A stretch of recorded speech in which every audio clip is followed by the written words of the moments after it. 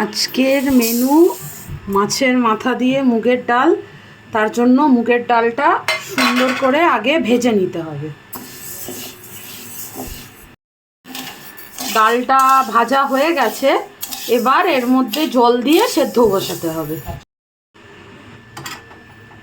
এর মধ্যে জল দিয়ে সেদ্ধ করতে হবে যতক্ষণ না ডালটা পুরো নরম হয়ে সেদ্ধ হয়ে যায়। ডালটা সেদ্ধ হয়ে যাওয়ার পর মাছের মাথাগুলো ভেজে নিতে হবে। এই সবকটা মাছের মাথা ভাজা হয়ে যাওয়ার পর কড়াইতে দিয়ে দিতে হবে একটু সাদা জিরে, আর দিতে হবে কটা থেতো করা রসুন। এটা একটু নাড়াচাড়া করার পর এর মধ্যে দিয়ে দিতে হবে আদা। কিছুটা আদা দিয়ে একটু নাড়তে হবে যাতে কাঁচা গন্ধটা চলে যায়। মশলাটা ভাজা ভাজা হয়ে যাওয়ার পর দিয়ে দিতে হবে পেঁয়াজ।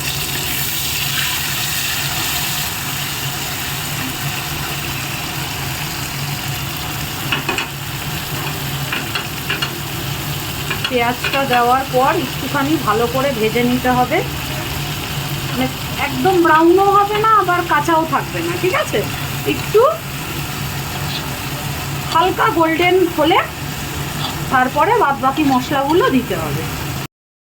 পেঁয়াজটা একটু গোল্ডেন করে ভাজা হয়ে গেছে, এবার এর মধ্যে দিয়ে দেবো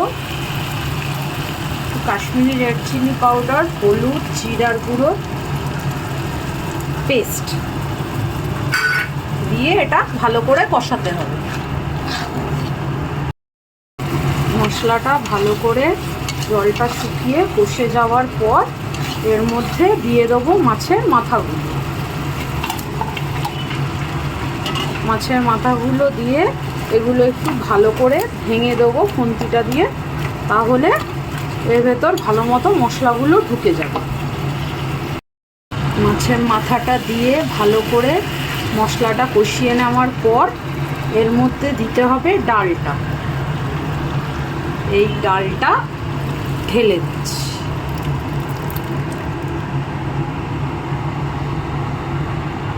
ডালটা ঢালার পর ভালো করে নিচের থেকে মাছের মাথাগুলো ওপর থেকে তুলে নাড়িয়ে দিতে হবে একবার, যাতে পুরোটা মিশে যায়।